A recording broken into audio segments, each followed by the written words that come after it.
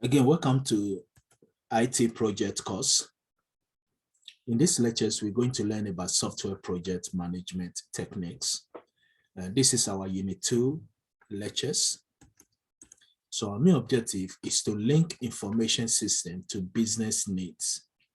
We're also going to learn how to create a system request, which is one of the first documents we create during the project management steps.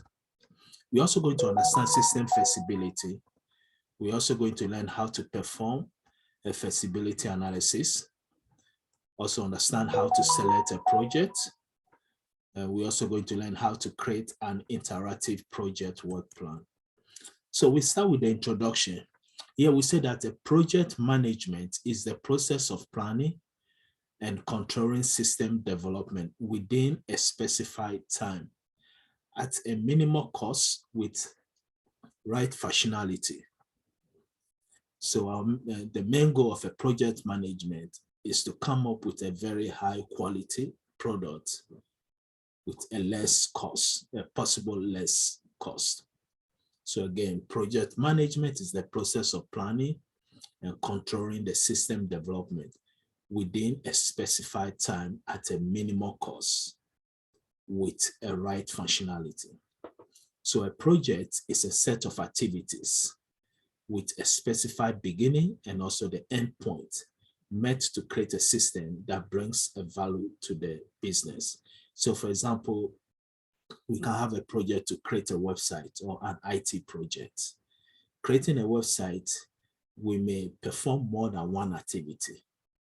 Maybe we may have a person that is going to design the website, that is the system analysis or designer. Then we may have the programmer who is going to again write the code and a lot of functionalities. So again, a project consists of a set of activities, and each activity must be started and end at a particular time. Also, project managers monitor and also control all tasks and roles that need to be coordinated. So from inception phase, here we are going to generate a system request based on the business need or opportunity. Then we have the performing a feasibility analysis. That's this process, we can revise the system request. Then the project should be approved or declined. Now it will be based on two things. We are going to consider the value that the project will add to the organization and also the cost. So in order to approve or decline a project, we have to do a feasibility analysis. And we are going to discuss three different types. Economic feasibility analysis, that is the cost and benefit. Now, if the cost is higher than the benefit, then the project will be declined. If the cost is lesser than the benefit, then the project will be approved. We also have technical feasibility analysis.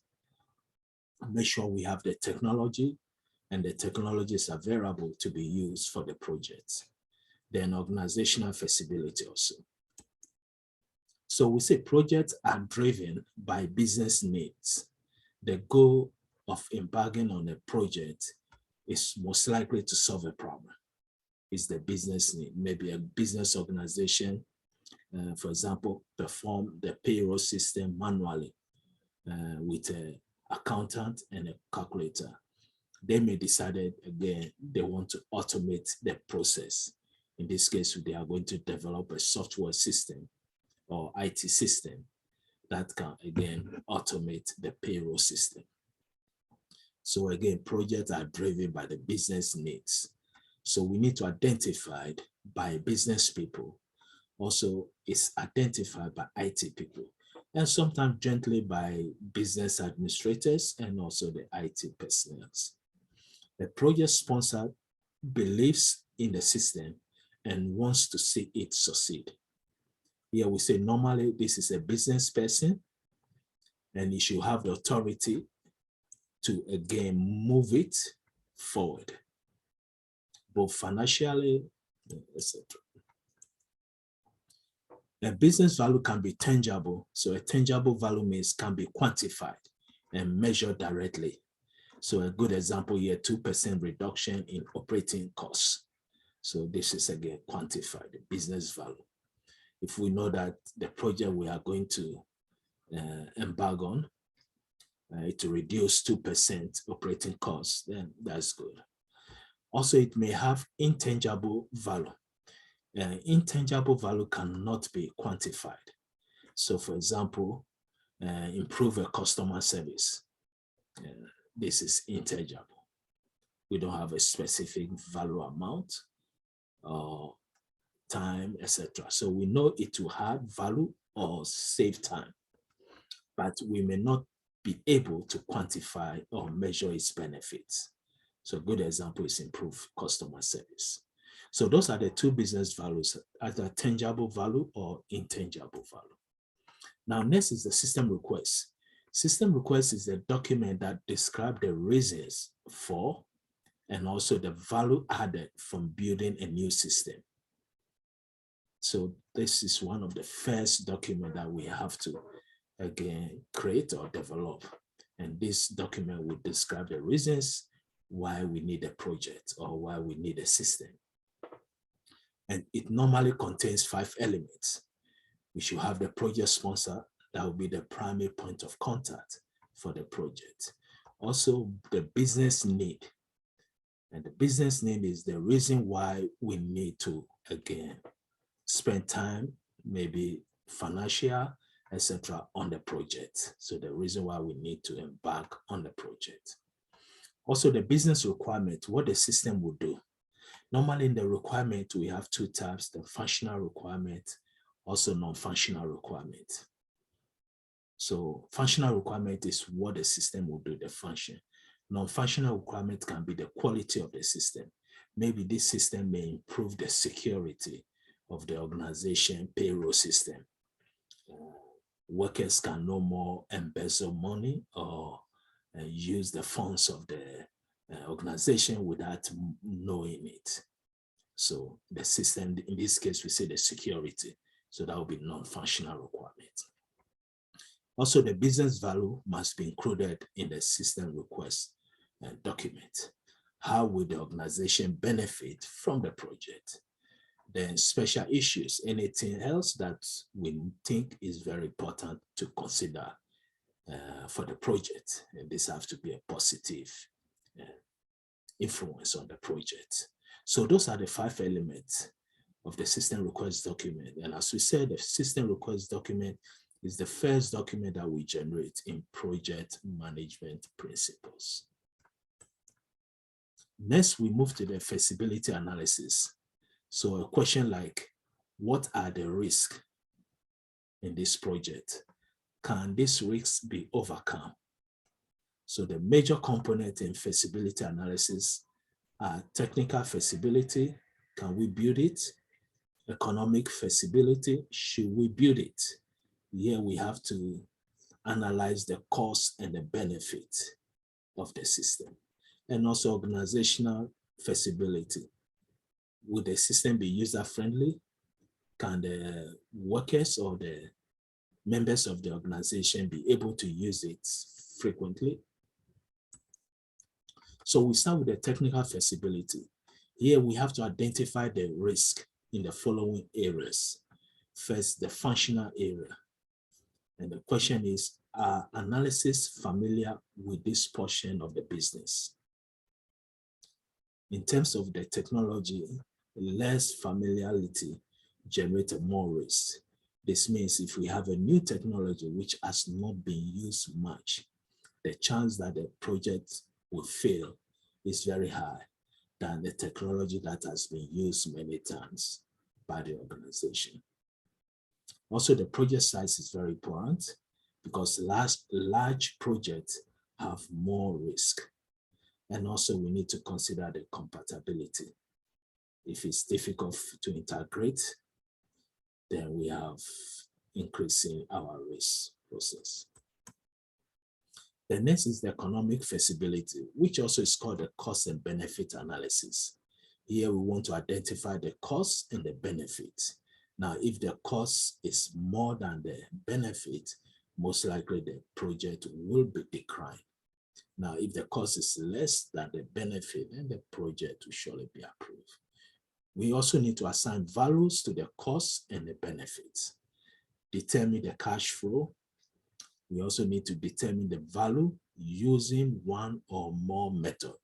Example, we can use the net present value, which is the NPV, or we can use the return on investment. This is a very common method. But again, if the investment cannot be quantified, it's very difficult. Then we also look at the break-even point, how long it will take to recover the amount of money or the finance of the project, how long it will take to recover the cost of the project. That will give us the break-even point. We also have the organizational feasibility. The question here is, will the users accept the system? Also, is the project strategically aligned with the business? That's very important. It's just sometimes it may depend on the culture of the organization, maybe the system or the objective or the goal of the organization. Maybe the system may not align with the organization business operations or objective. So here we need to conduct a stakeholders analysis, the project champion or champions, check organizational management techniques, the system users, and others possible. Now, next is we'll move on to the project selection. So again, if they finish with our feasibility analysis, the next step is the project selection, because the result of the feasibility analysis will tell us whether we should approve, decline, or delay the project. So here we have the project portfolio management. We need to consider that. And the goals here is to maximize the cost-benefit ratio. Also maintain an optimal mix of project based on the risk, the size, cost, and length of time to complete, the purpose and the scope and business value. We may also consider the limited resources required for the trade-off. A selected project always will enter the project management process. And this is where we're also going to consider, for example, the scope, the time, the cost.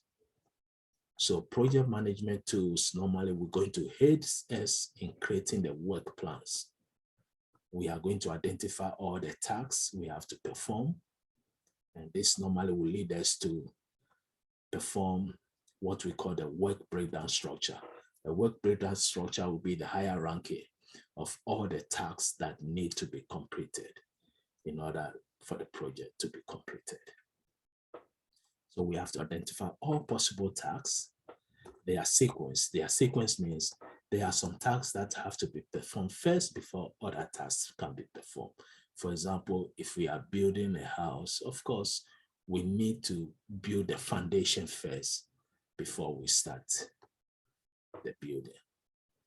So work breakdown structure, as we said, is a hierarchy of tasks that will identify the duration of each task. It's going to list all the tasks and then duration of each one.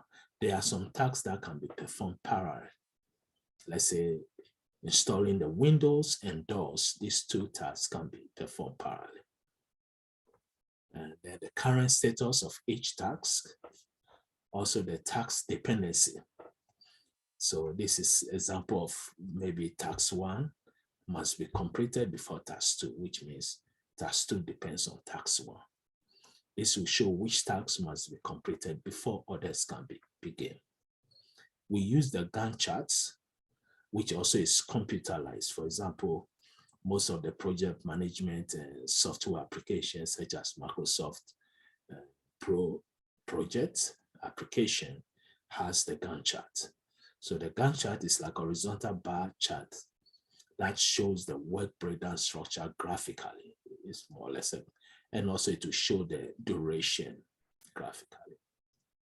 We also have what we call the network diagrams, a very good tools to monitor the activities. We have two types, the PET and CPM. Also, the many software applications support it. Now, next is the project effort estimation.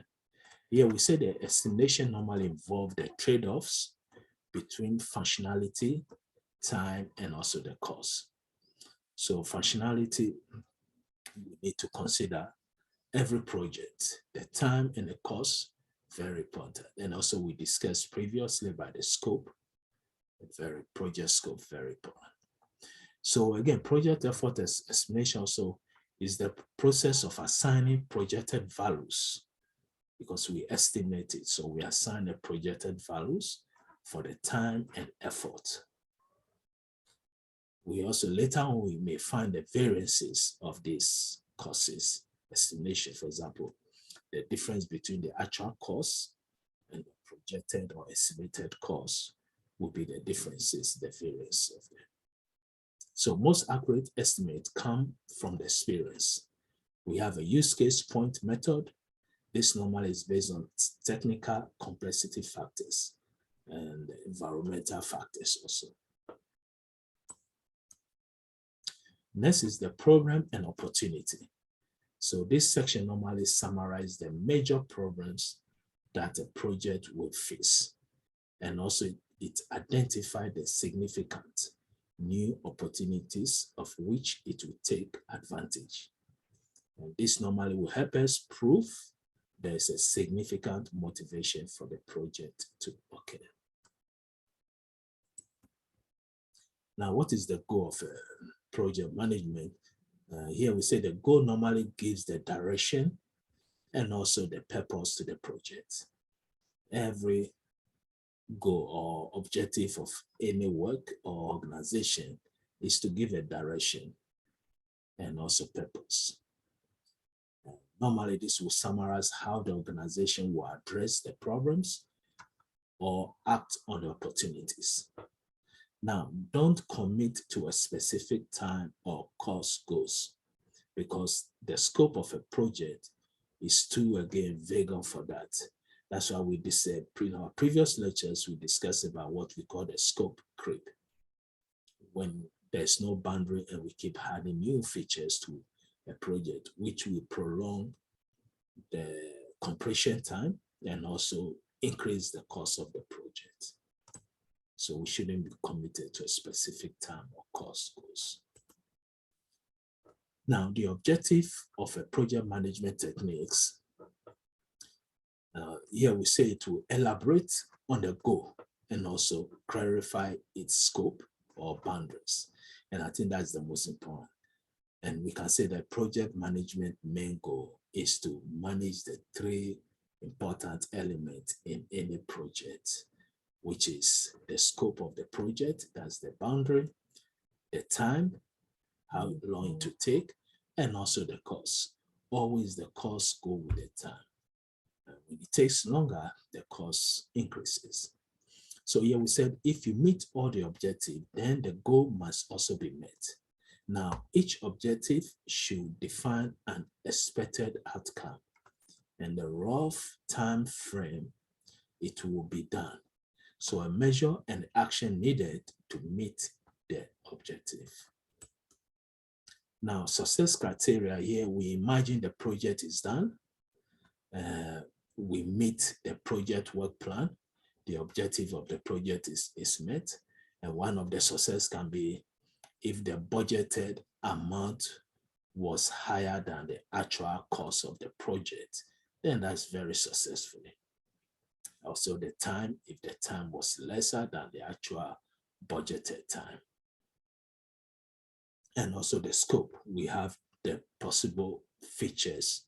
So the success of a project is if we meet the deadline, the budget, and also the quality of the system. So here, say you want to prove how much the organization benefits from it. What specific measure could you make to prove the project was worthwhile? So these are your success criteria. Here we can see, as we said, reduce costs, improve the service, increase revenue. Now there are some few assumptions and risks, obstacles we have to consider. So this is again an executive summary of the major assumptions the project is based upon.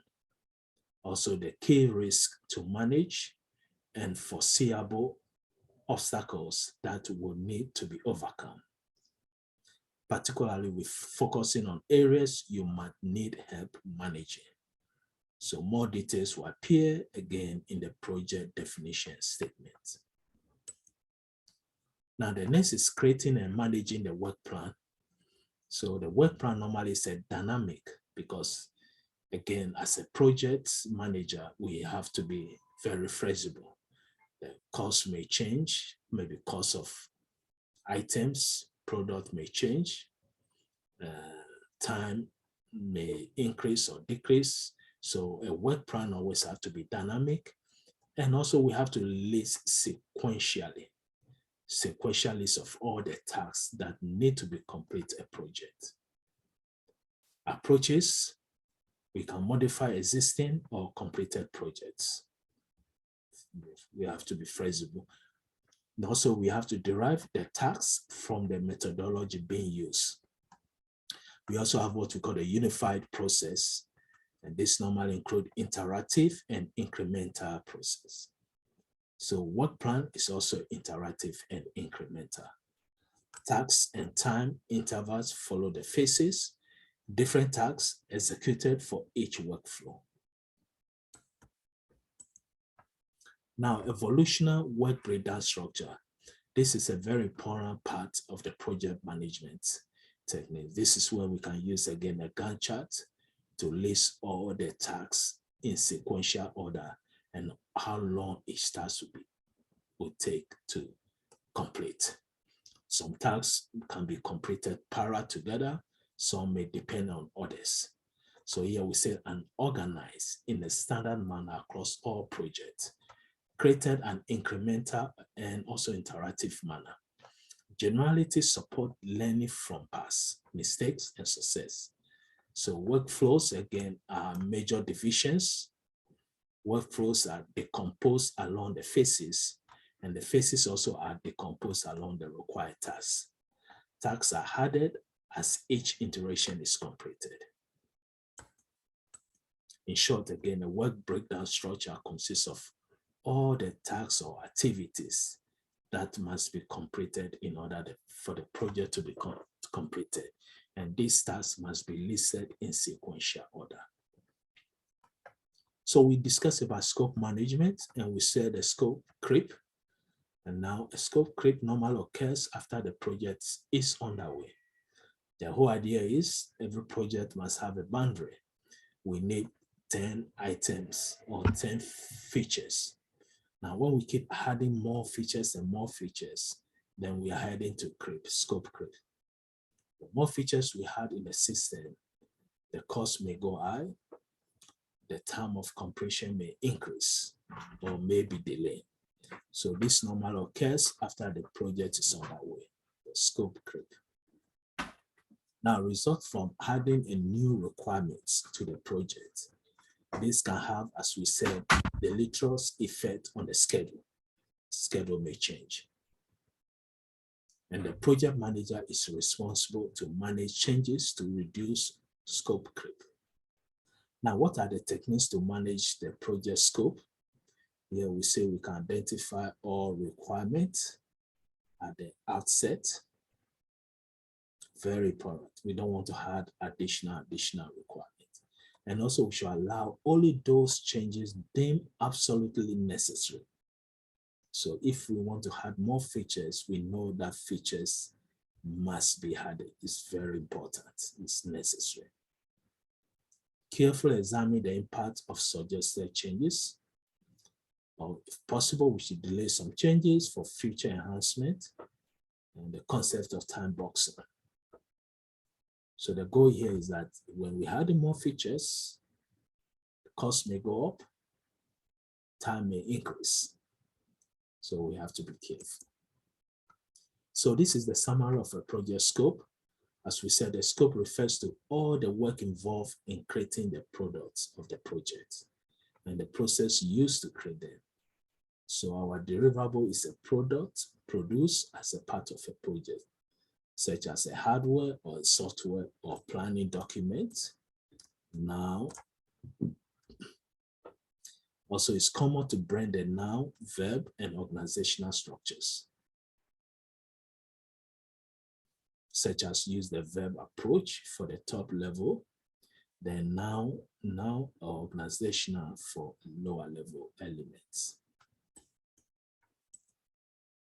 Now, next is to staffing the project. Our goal for staffing projects is to determine first how many people are required in the project, what skills we need. So we need to match the skill set to required activities. Also, we need to motivate the team to meet the objective. We also need to minimize conflicts. In terms of deliverables, the staffing plan, which include number and the kind of people assigned, overall reporting structure, the project charter. This describes the project objective and also the rules. This will be again our second document after system request document. Next will be the project charter. The project charter normally consists of almost all the data or information about the project. So staffing plan, the lines of communication increase exponentially as people are added to a project. So we should create a reporting structure for project with large number of people assigned. Also, we should form a sub-team as necessary. We may use the term the cohort, maybe by departments or by skill professional. Also, we should assign the project manager or the functional lead and technical lead. We should also pay attention to technical and interpersonal skills of the staff.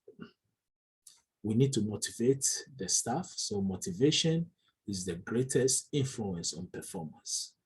It can be a monetary rewards, but normally monetary rewards usually do not motivate. So these are some of the suggested motivating techniques. 20% time rule, peer-to-peer recognition awards, team ownership, allow members to focus on what interests them, utilize equitable compensation, also encourage group ownership. So this will be the end of our lectures. And this is again Unit 2 lectures, which cover the concept of again project management techniques. Here we kind of summarize the whole concept together. So again, see you in the class. Thank you.